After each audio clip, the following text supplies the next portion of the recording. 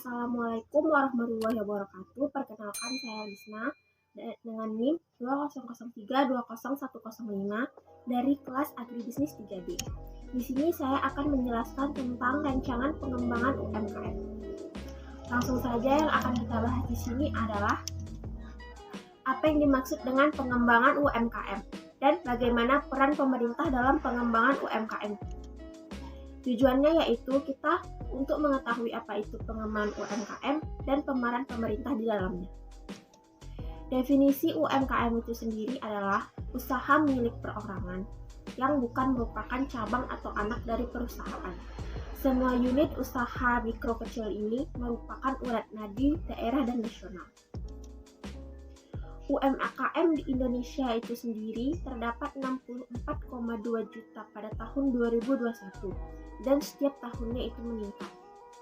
Dan dari semua itu hanya 1 juta unit yang lebih benar-benar disebut dengan pengusaha kecil. Selebihnya 47,50 juta pengusaha sesungguhnya dikategorikan sebagai usaha mikro. Dengan demikian, bila kita berbicara dengan UMKM, perlu kita ingat bahwa sebetulnya kebanyakan usaha sampai saat ini masih terdapat perbedaan mengenai kriteria pengusaha kecil yang baik di kalangan perbankan, lembaga terkait, BPS maupun Kadin. Kadin di sini memiliki singkatan Kamar Dagang dan Industri Indonesia. Pengembangan UMKM. Untuk saat ini Kementerian Koperasi dan Usaha Kecil Menengah berencana untuk menciptakan 20 juta usaha kecil pada tahun 2020, karena pada tahun ini adalah masa yang menjanjikan begitu banyak peluang. Karena juga di tahun ini akan terwujudnya apa yang dimimpikan para pemimpin ASEAN yang tertuang dalam Bali Konsep 2, yaitu suatu komunitas ASEAN yang bergerak dalam bidang ekonomi yang mengedarkan produk-produk barang dan jasa. Kondisi ini membawa sisi positif sekaligus sisi negatif.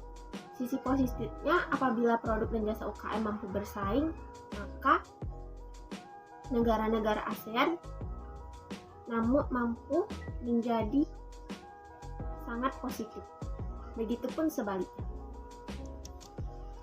Rancangan strategi pengembangan UMKM di sini memiliki 12 poin, yaitu menentukan lokasi yang tepat, menentukan harga, mempertimbangkan kondisi ekonomi masyarakat sekitar, mempertimbangkan kualitas SDM, mempertimbangkan kepadatan penduduk, mempertimbangkan lalu lalang kendaraan, meningkatkan keragaman usaha di sekitar lokasi, memperhatikan akses menuju lokasi, menyesuaikan modal, memperhatikan tingkat keamanan, membangun relasi antar pengusaha, mengikuti perkembangan teknologi, melakukan promosi, dan memanfaatkan media sosial. Peran pemerintah mengembangkan dalam pengembangan UKM di sini yaitu menyederhanakan prosedur dalam melalui OSS atau One Single Submission, memberikan keringanan atau biaya perizinan bagi pembentukan usaha kecil. Yang ketiga yaitu penyederhanaan administrasi perpajakan, insentif pajak, dan kepabeanan.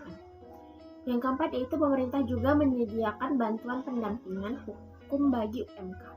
Yang kelima, pemerintah mengingat kegiatan usaha UMKM menjadi jaminan untuk mengakses kredit pembiayaan usaha. Yang keenam, mengalokasikan produk UMK dan koperasi dari hasil produksi dalam negeri.